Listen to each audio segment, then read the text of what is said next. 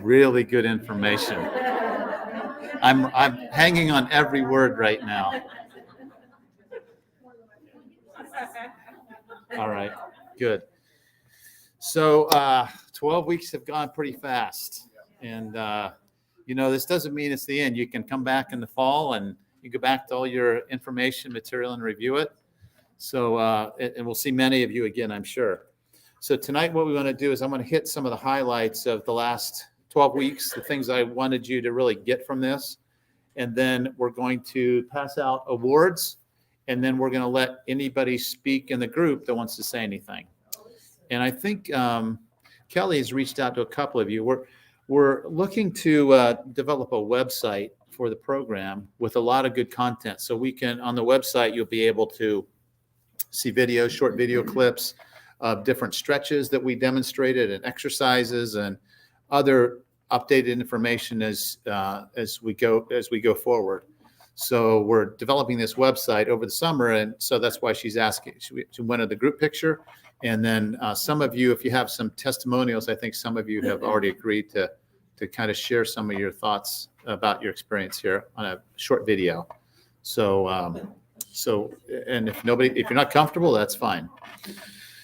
And that will be done, I think, in this other room over here. So on a group discussion, we're not going to be recording people. So, all right.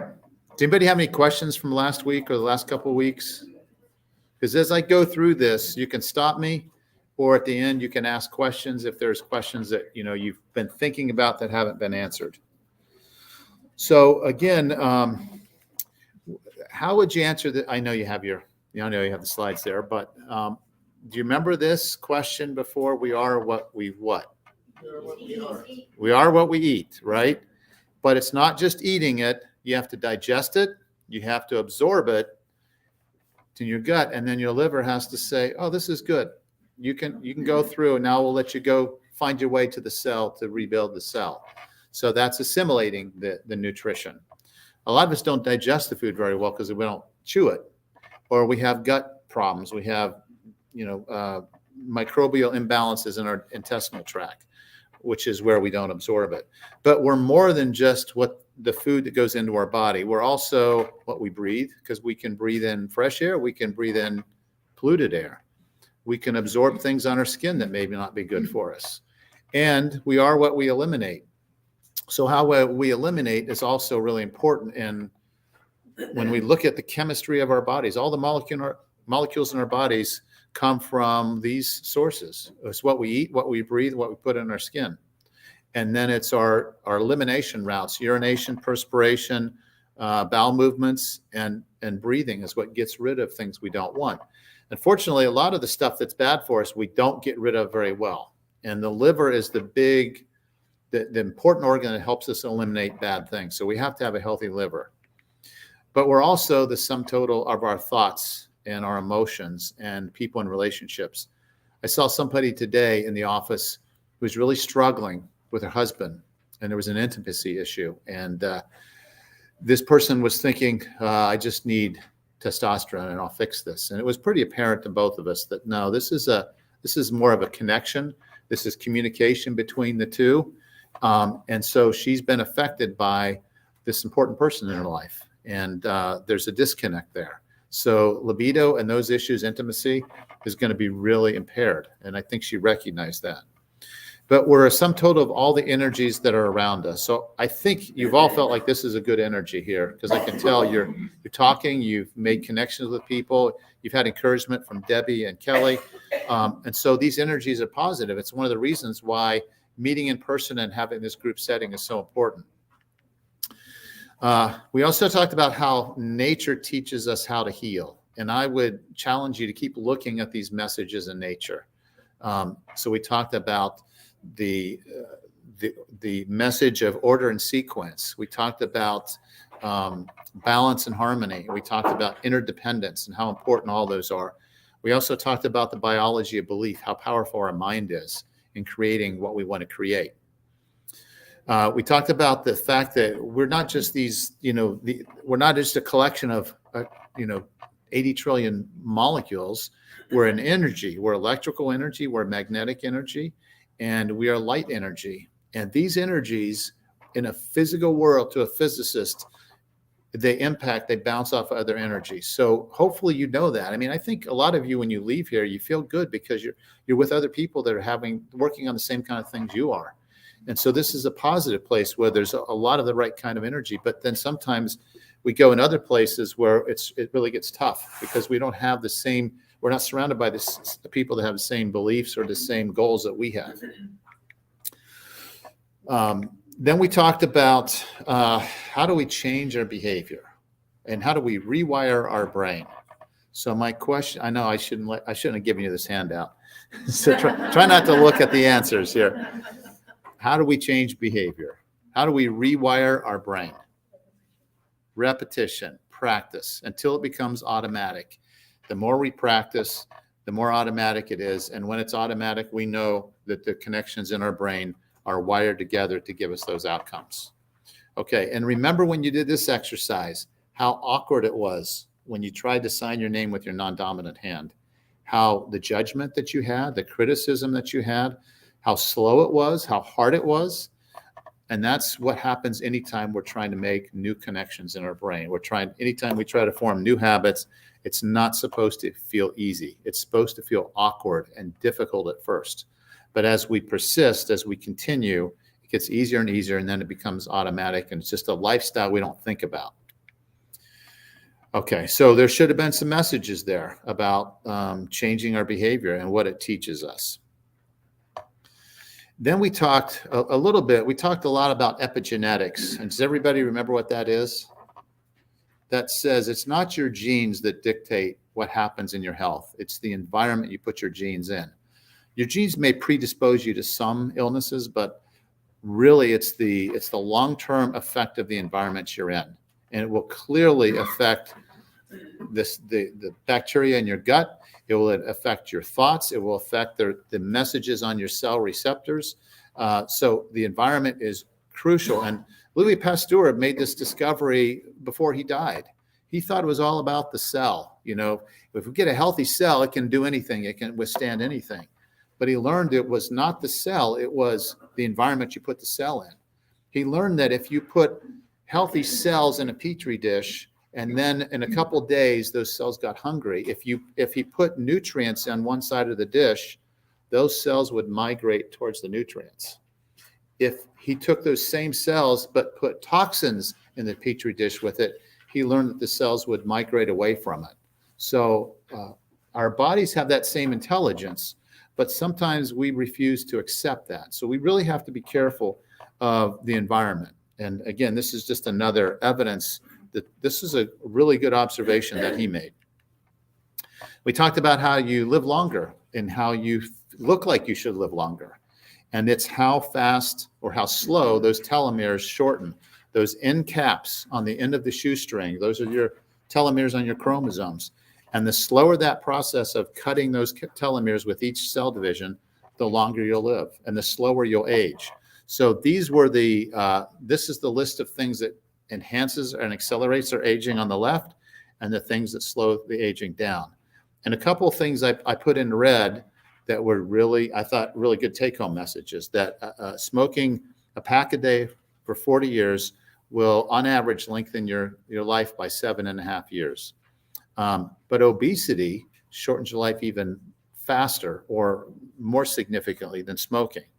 And then stress also has an equal impact on shortening your life. So this goes to avoiding bad things. The toxins of tobacco, the inflammation of obesity, but stress is really, it's the environment, the people we live with, and also it's the story we write about our environment. We're in this stressful environment, and it's what we tell ourselves about the situations, and that creates a lot of stress for us.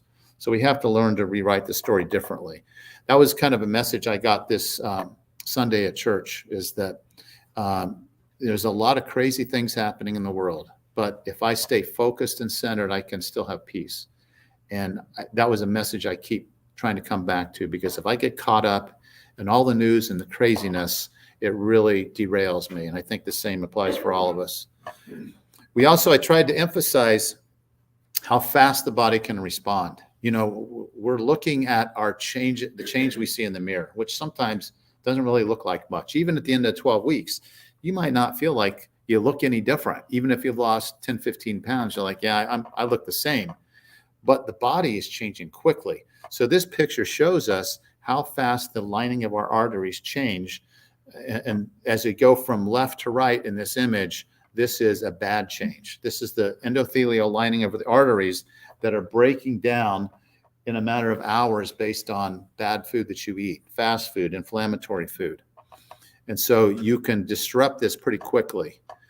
And it takes about 8 hours to start destroying that lining, or 8 hours to heal it. So our body, this one thing I hope you understand and appreciate, it's always trying to heal. And if you just give it a chance with good nutrition and good energies, it will heal. And it may take months to manifest itself before you see that healing, but it will definitely heal. So we have to appreciate that. Oops, let's see here.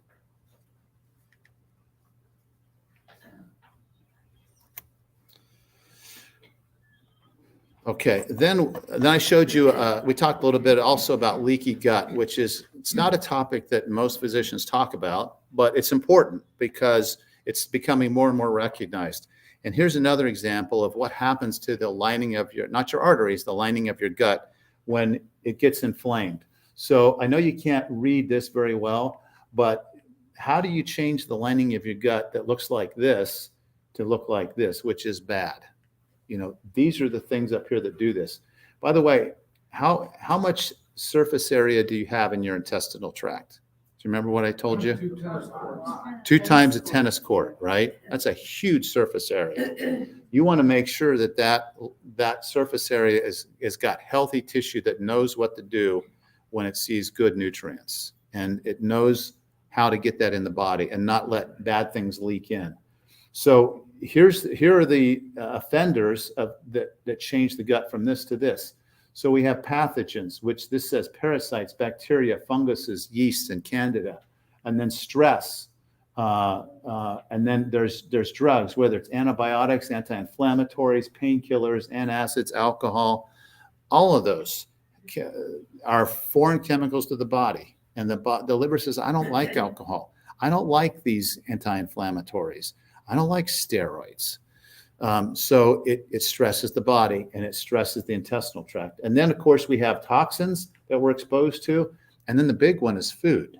So on this list, it's, let's see, it's sugar, food additives, different chemicals, overprocessed and overcooked foods. All of those things can cause the lining of your gut to change.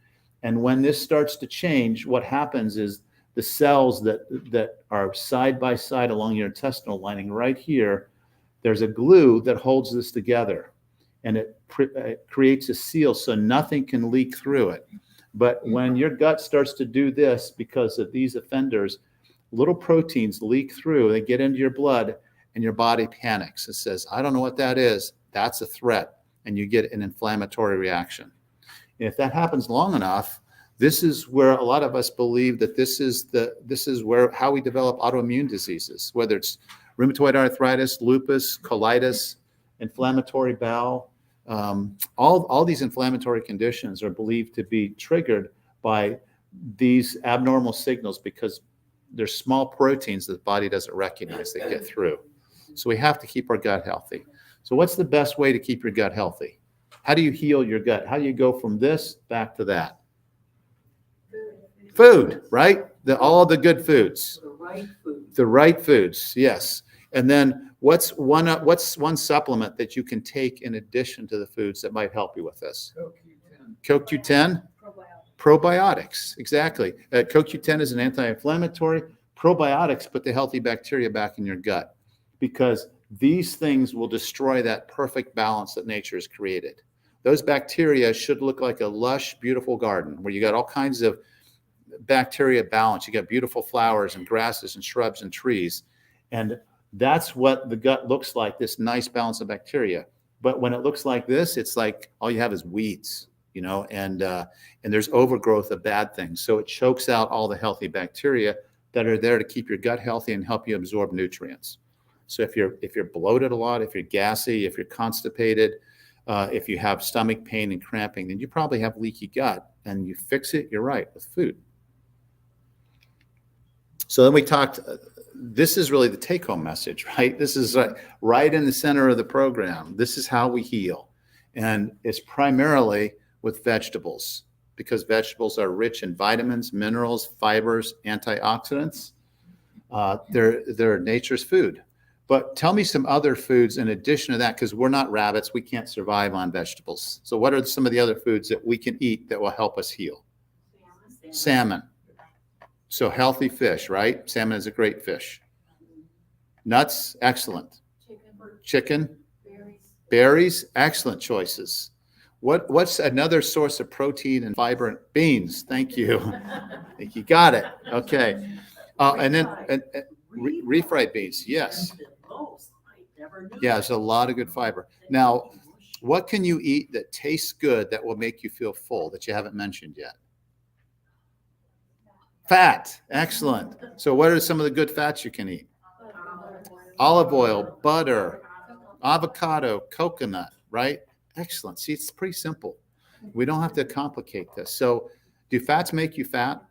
No, it doesn't turn on any triggers to build fat. It makes you feel satisfied. It makes you feel full. Excellent. Okay. So here's another really important concept. So we talked about all these different things that help us heal. So there's a role for hormones, clearly, having our hormones optimized and balanced. There's a role for supplements. Our emotions, thoughts, and relationships play a role, and we have to exercise. What's the big variable here that I didn't put up? Food. Excellent. So you guys have to fill that one in so you remember. That's what I was saying. Okay. But if you have to fill it in, you have to take the class over again, because you should just know that. That is really good. Okay. And then we talked quite a bit about this really important chemical, nitric oxide. It's what enhances blood flow. I had this conversation 3 times today with patients. So when it's low, these are the conditions that result. So if you're starting to struggle with any of these, you probably aren't making enough nitric oxide. So you get nitric oxide from 2 sources. You make it in your cells. There's a enzyme called nitric oxide synthase. There are things that poison that enzyme. Anybody tell me one of the big offenders of that? Well, age is maybe it makes the enzyme not work as well. Just think of men who are drinking alcohol and then want to have sex. They can't do it very well. So alcohol is a big offender. Alcohol can raise your blood pressure. Alcohol can predispose you and cause some of these other problems. So I don't know about a glass of wine every now and then, or a beer every now and then, but the more you drink, the more you offend this ability to make nitric oxide. You also get nitric oxide, and you also make it better. You enhance this enzyme with exercise, whether it's strength conditioning or getting your heart rate up.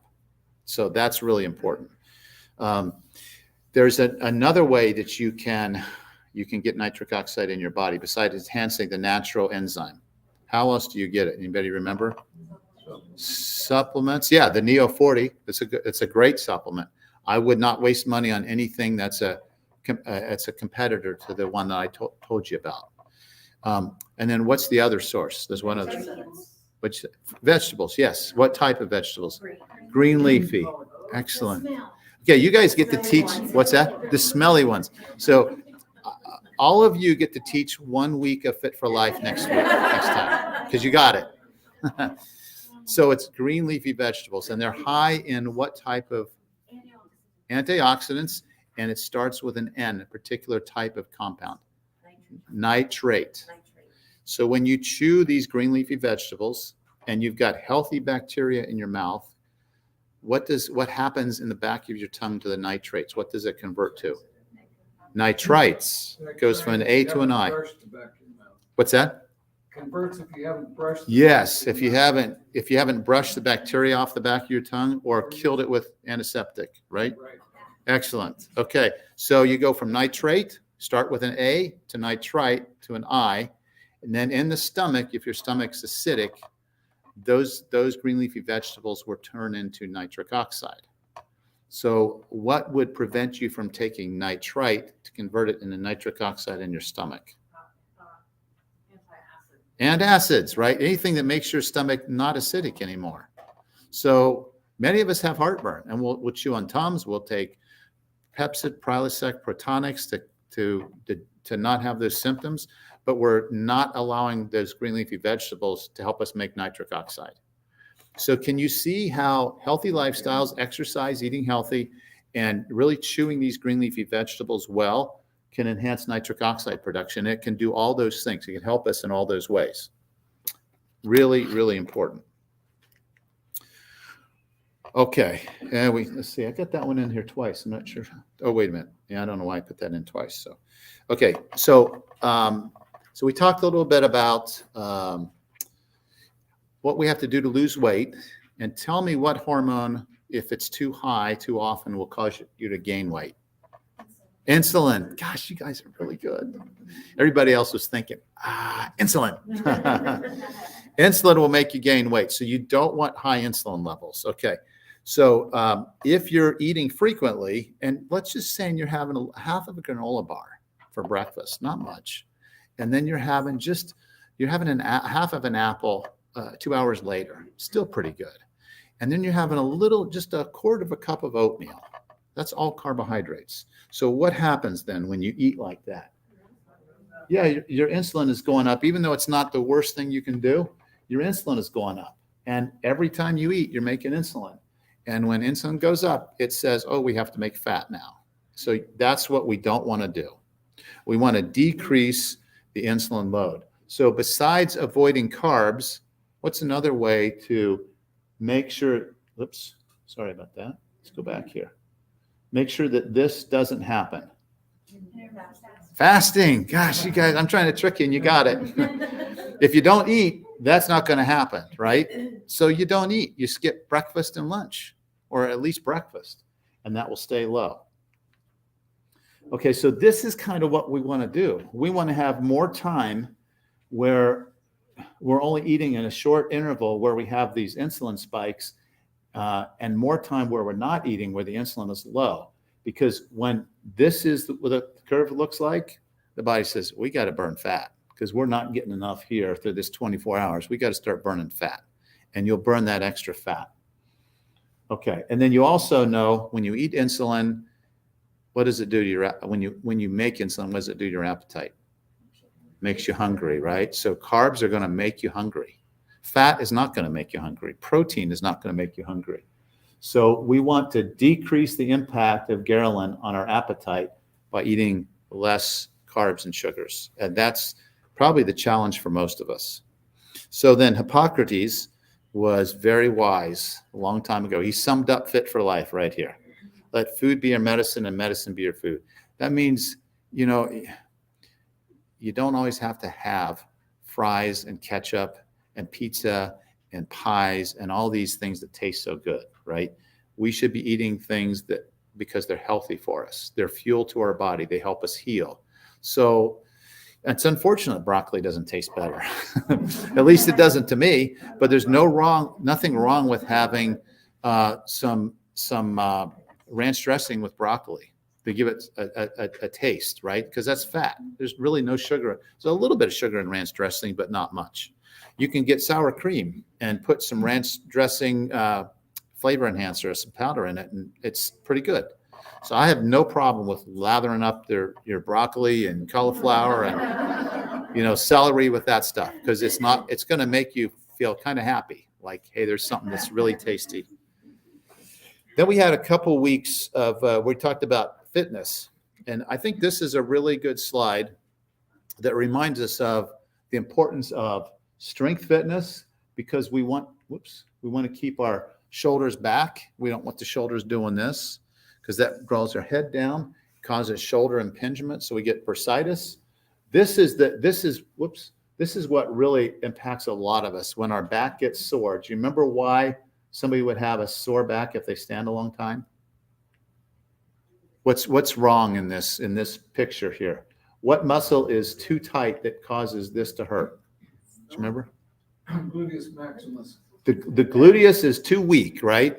If your gluteus is weak, it's going to make you kind of lean forward. So that's a weak muscle. And what's happening with the hip flexor right here, these muscles, is it's tight, right? So if you sit a lot and you don't do anything else, this muscle gets tight, your gluteal muscles get weak, and your body wants to do this. And you say, I can't stand like that. I'm going to get laughed at. So you stand straight up, but you're not using your butt. And this is tight, wanting you to pull you forward. So you have to use these muscles to look like you're normal. And then they get tired and they get tight. So how do you fix this? You stretch the tight muscle, strengthen the weak muscle, right? This is a tight muscle that you stretch. This is a weak muscle that you have to strengthen. So what's the best way to strengthen your abdominal muscles? Safe way. What's the best exercise? Planks, right? Everybody knows the plank now, right? It's like just holding a push-up. Okay, what's the best way to stretch these back muscles? Dr. Jakubowski, cat camel, right? He demonstrated that. What's the best way to strengthen the gluteal muscles and to stretch the psoas muscle? A walking lunge, right? Because if you walk forward, you'll stretch this, and when you push up, you'll strengthen your gluteal muscles. It's pretty simple, but it can make a big difference with chronic back pain. Okay, so then at the end, this is really like, what have you created in the last 11 weeks? What's different about where you were when you started? Because you've all worked on things. You're different, and you're a different person in a lot of ways. So what kind of creation have you made for yourself? You remember this story about this PhD student who was helping with the study with rabbits, right? And they were using rabbits as a model for heart disease. And they couldn't figure out why there was a group of rabbits that just did not develop atherosclerotic plaque. Remember this study? Did we talk about this? Don't remember this? Maybe we did in the fall. Maybe we missed this one. Okay. So her name was Marina Levesic. And she didn't just go in every day and throw the food in the feed trays. She went in and she picked up these rabbits like this, and she just pet them and loved them. And she put them back in. She did this every day. And at the end of the study, they couldn't figure out why this one group just didn't have any atherosclerotic disease. And they looked at temperature and lighting and all these other things. And then when they realized what was happening, they concluded that they thought that what she was doing was changing them and helping them to stay healed. So they proved, and then repeated this a couple of times. Let's bring her back.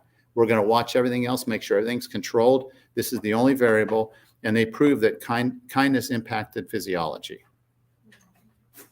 And this is pretty cool. Kindness, understanding, listening, and forgiving can heal ourselves, can heal our body, and can heal our world.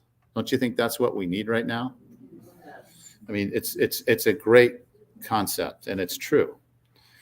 So what type of energy do you bathe your cells and your mind and your soul in? Well, you got options, right? And we probably go back and forth between these two columns from time to time. But the more we can stay on the right, the more we're putting ourselves in a healing environment, and the more we can heal everything. You can do everything right as far as the food we've talked about, the exercises we talked about, the stretching, the cardio, all that stuff. But if you look in the mirror with self-criticism and judgment, and you feel stress and anxiety, and you use negative thoughts and words and just tell people all day long about how much you hurt and how bad things are and why you're a victim here, there's no way your body can heal itself.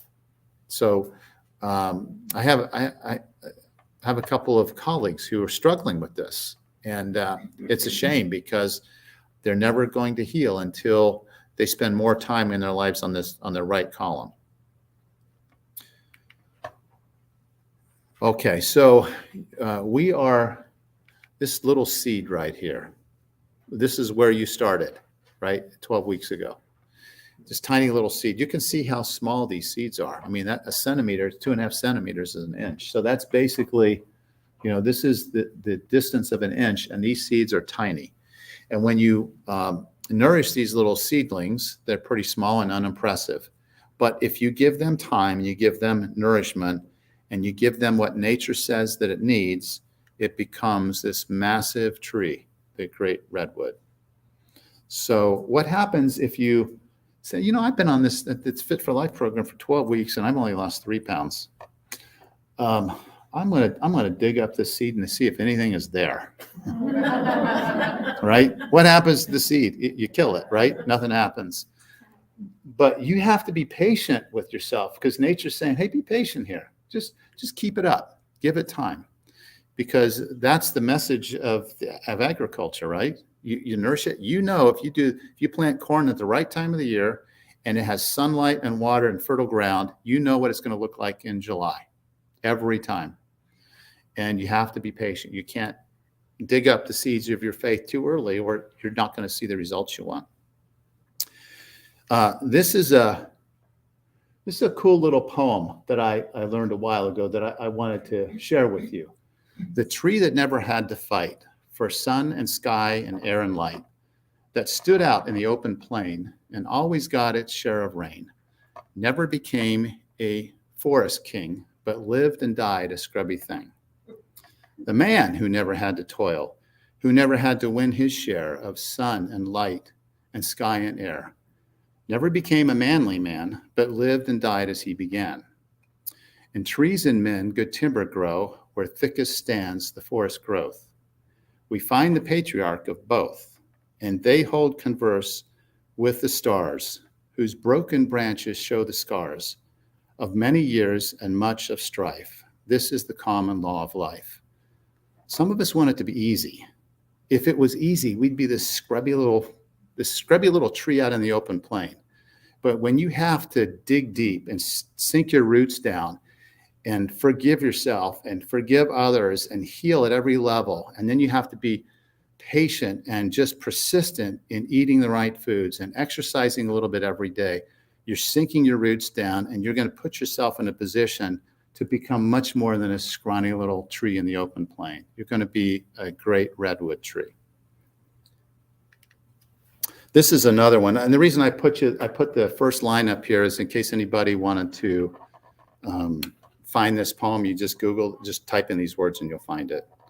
But all of you now are like health ambassadors, and you can take the messages that you've learned, the changes that you've made, and what people are noticing about you, and you can spread this message to other people.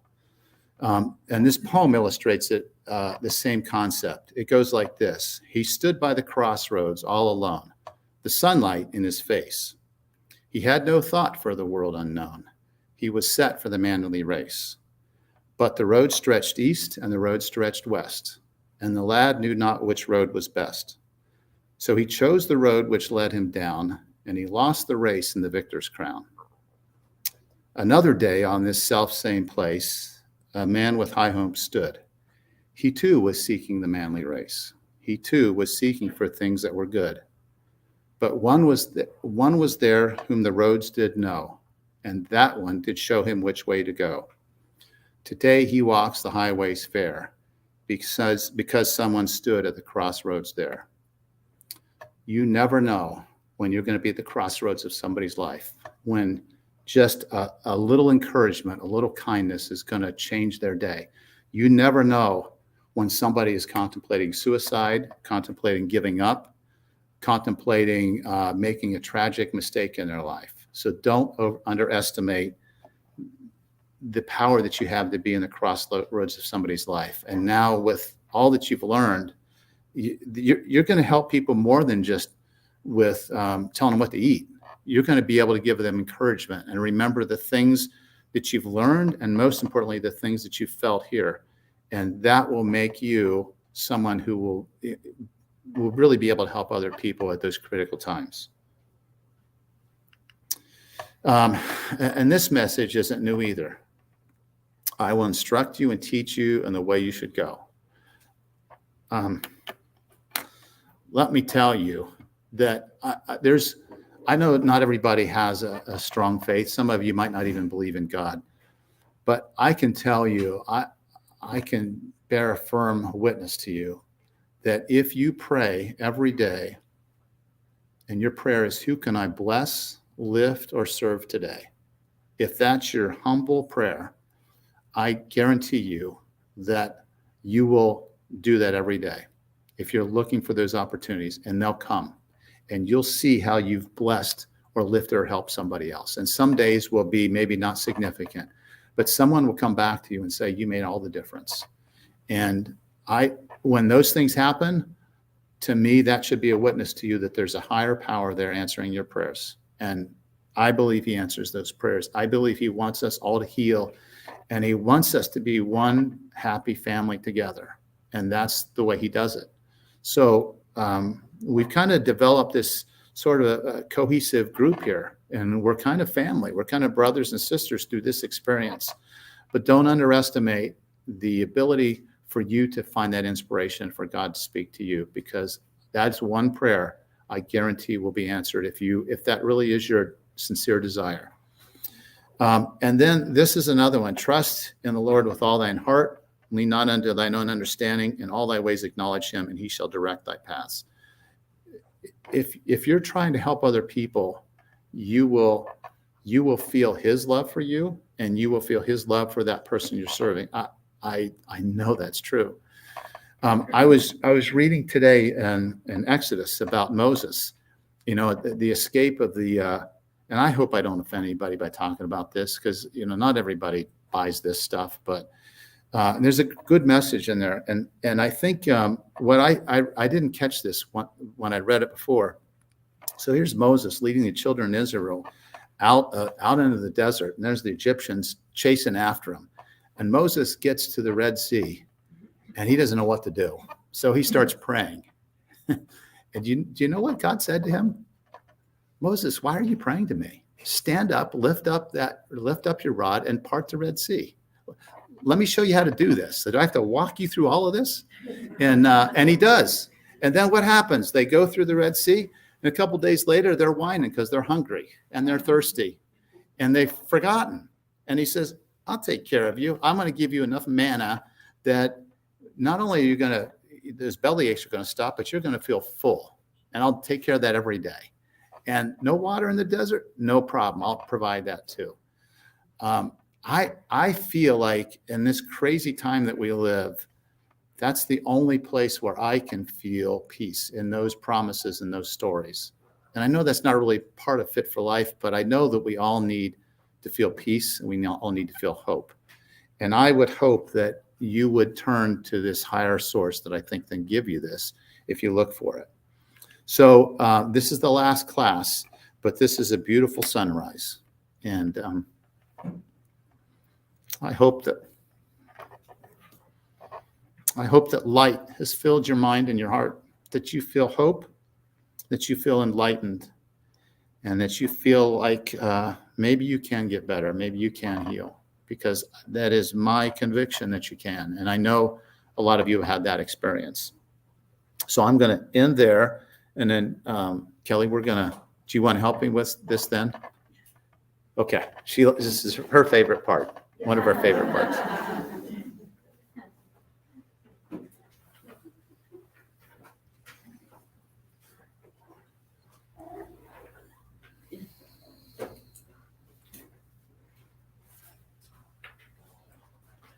How do you want to do this?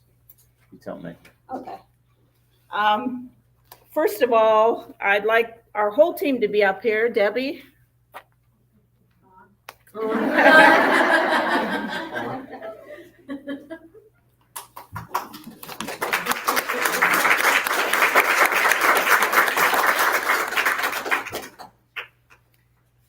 As we've said before, this class is exceptional. It's more than we thought when we was going to do the virtual and in person. Like, the Facebook page is phenomenal. People are sharing recipes and their struggles and their successes. And that is what we wanted from that Facebook group. So thank you all for doing that. We are going to keep it up. We do want you guys to continue on that. Also, Debbie and I have talked that we would like to start a walking group on Tuesday nights. We want to meet over at the track at Philly football track at 6:00 on Tuesday nights. If you guys want to walk with us, you're welcome to. Everybody just goes at your own pace, stays as long as they want, but I don't want this group to fall through the cracks. I want everybody to continue to support each other. And so we thought maybe a walking group on Tuesdays would help that. So next Tuesday, we'll start at 6:00 at the track. One of the first things that we're going to do is give some awards. And the first award is going to be for the largest percentage of weight lost. Sometimes it's the same person as the Biggest Loser. Sometimes it's not. It depends on how much weight you've lost versus your body type and that kind of stuff. So the first thing I want to do is share who has lost at least 5% of their body weight.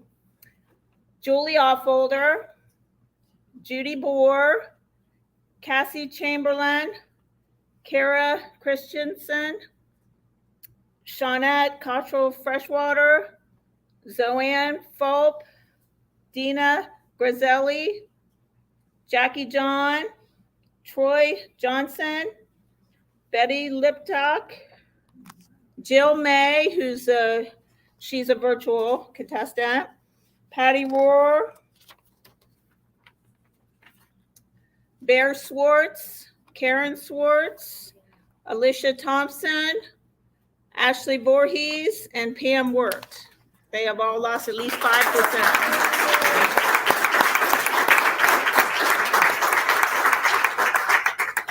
This is a list of folks that have lost at least 10% of their body percentage. Mabel Amore, Michelle Harding, Bobby Kinsey, Eric Kinsey, both virtual, Valerie Leggett, Beth Rondinella, Steve Rondinella, and Erica Van Pelt.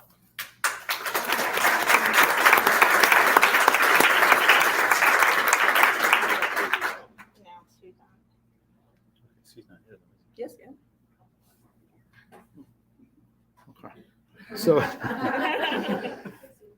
So, our biggest percentage of weight loss is Steve Rodinella. Steve? Steve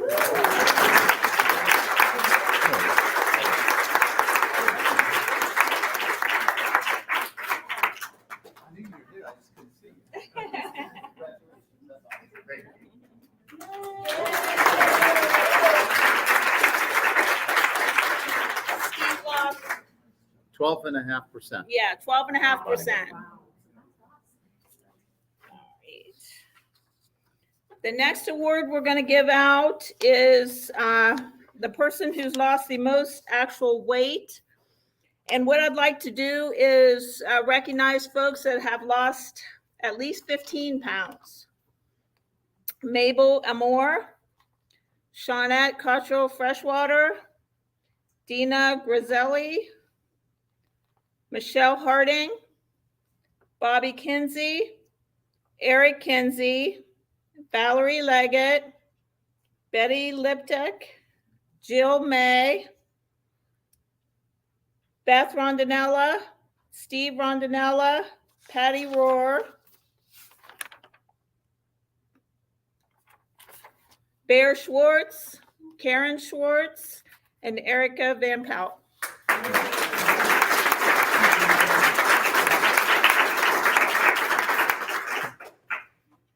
And our biggest loser lost 39.4 pounds. And that award goes to Eric Kinsey. He is a virtual contestant.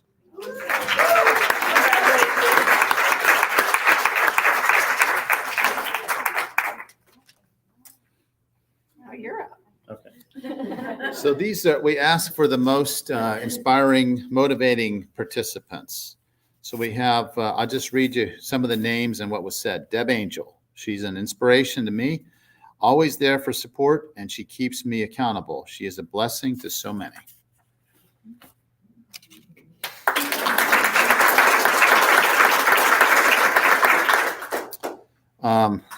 You guys were, somebody said that you guys were encouraging and funny.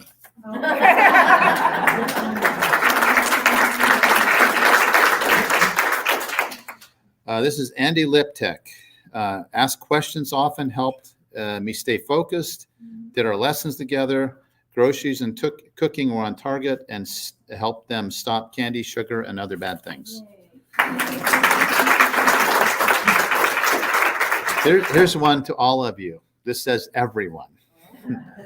Kelly and Deb saying the right words. Erica Van Pelt, her vibrant personality, virtual stories of recipes. And then Pat and her dog. I don't think they met your dog.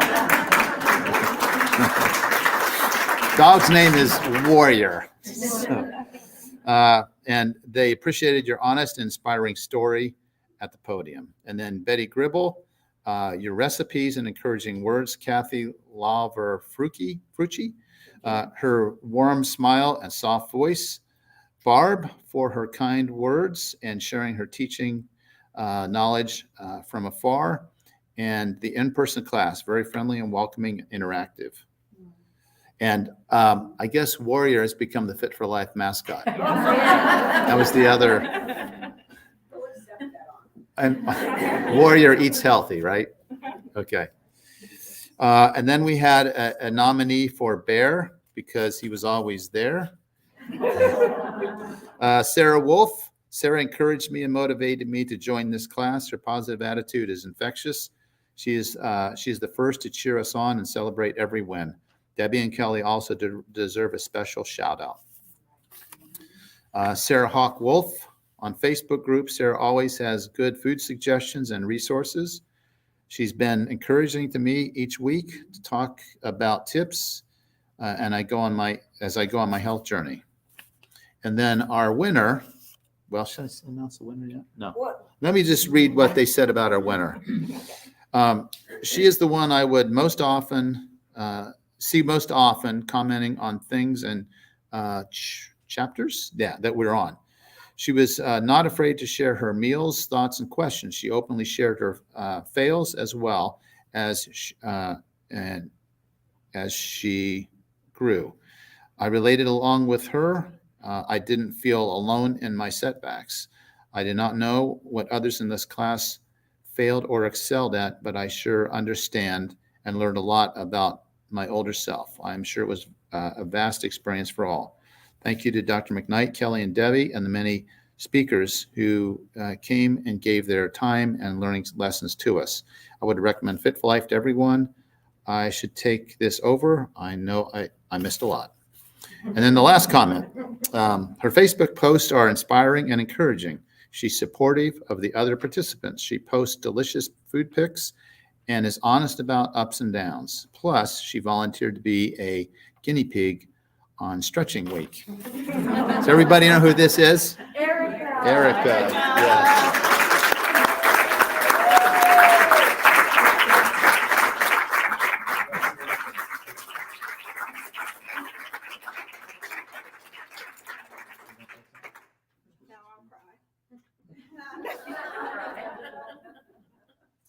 All right. Well, we wanted to do something for someone who has given a lot to this class with nothing in return, and has just volunteered their time and done a lot. And she and her husband have both been phenomenal supporters, and we wanted to give her a special thank you because, again, she's put a lot of time in this and hasn't been paid, and we love her. This is for Debbie. Debbie.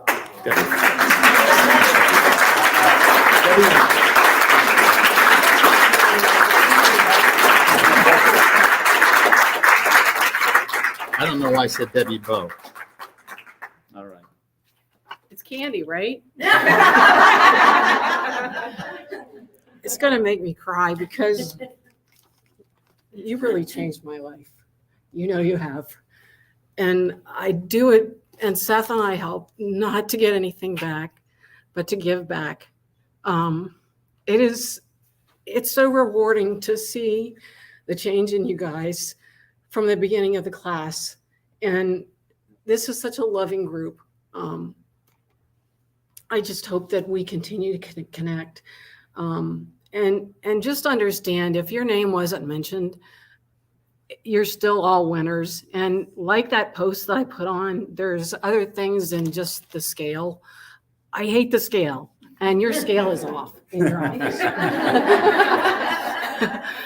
But what you have to understand is there's more things than just that scale. You know, your clothes fit looser. You're making better changes and better decisions when you go grocery shopping. There's so many things. Anyway, thank you. I didn't want anything. Doesn't matter. You got it. Thank We appreciate it.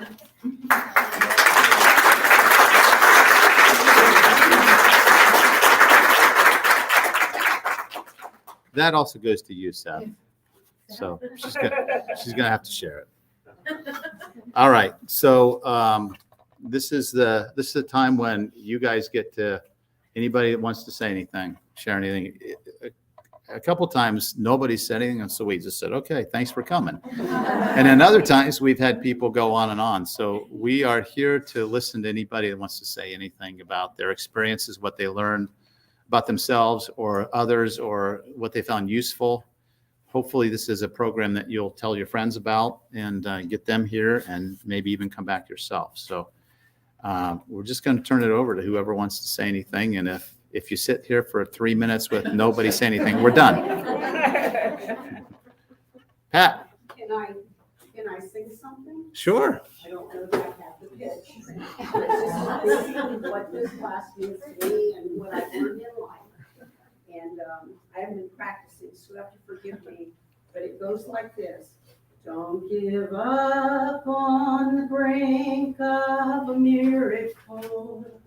Don't give in, God is still on the throne. Don't give up on the brink of a miracle. Just remember that you're not alone.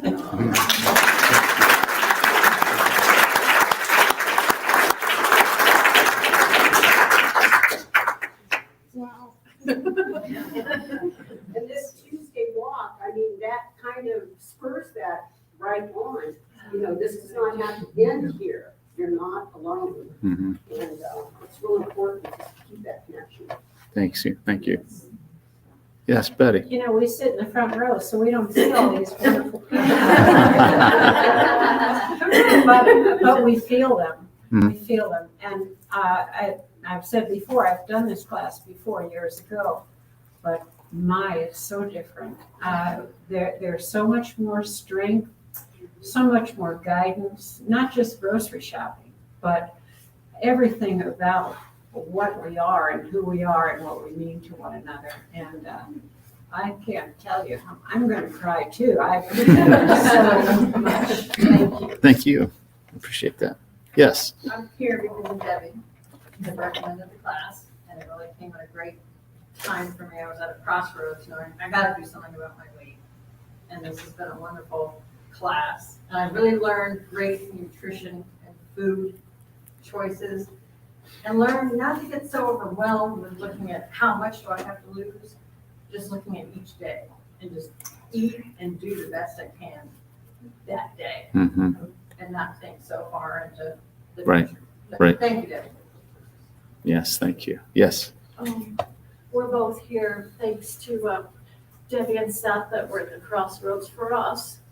And me, myself, I have had lots of stressful situations all through my life that changed my emotions. And I was just a mess for a long time, but I have learned a lot. And I learned so much that how our emotions affect our behavior, and then our behavior affects the way we eat and sleep and exercise and everything and all of that. And I have learned so much. And thank you all. God bless you all. And you all been great. And thank you. And I do have just two questions. Okay. One question. Am I too old to run and jog? No, unless you tell yourself you are. And also, But how do you do that? how do I run and jog? Yeah, Well, I'm gonna start just real slow, work my way up. right. I'm gonna make sure I get some really, really good shoes. Mhm.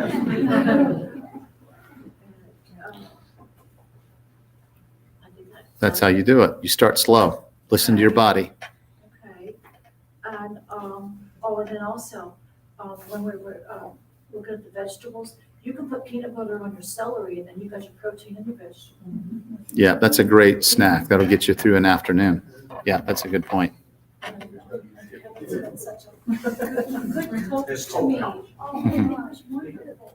Good. He's eating better, and we're working together, and thank you. Thank you. Thanks for Eat that. so much solids in a week. Was that once a day? Uh-huh. Broccoli. Yeah. Yep. Yeah, Have you eat that stuff? good, good.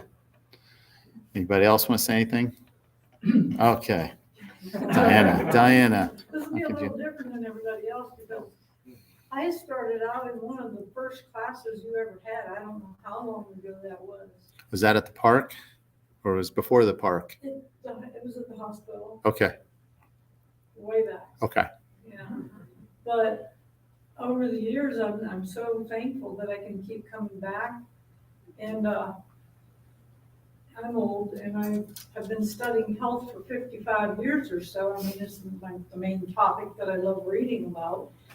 And yet I never cease to learn something new or reinforce something that I forgot. So these classes are just wonderful. Thank you. Thank you. You're welcome. You've been a great advocate too. You've got a lot of people to come to this. Yeah. All right. Sometimes the brick wall. Yeah. I got one of those. I got some of that nutritious oxide you've been talking about. Yes. It's doubled my sexual activity. Wow.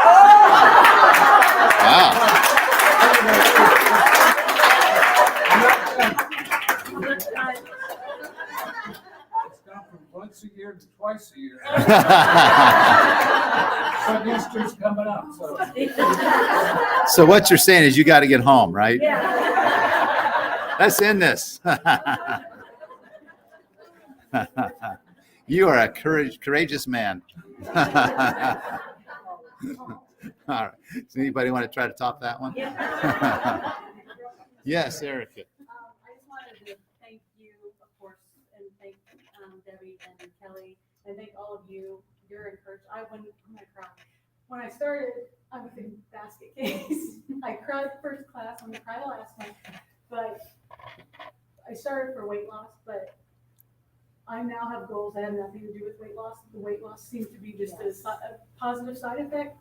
So thank you all for always encouraging me. We're just always being so positive. So hopefully everyone comes back in September. So let me ask you a question. Why did you cry at the first class? Was it overwhelming? It was a little overwhelming. It was just emotional. It was Yeah. very emotional for me. And Yeah. it felt like for decades, I've just been faking being happy. Yeah. And getting married and having kids, and you sort of lose who you are. And Yeah. I feel like Erica's back. Good. So, That's great.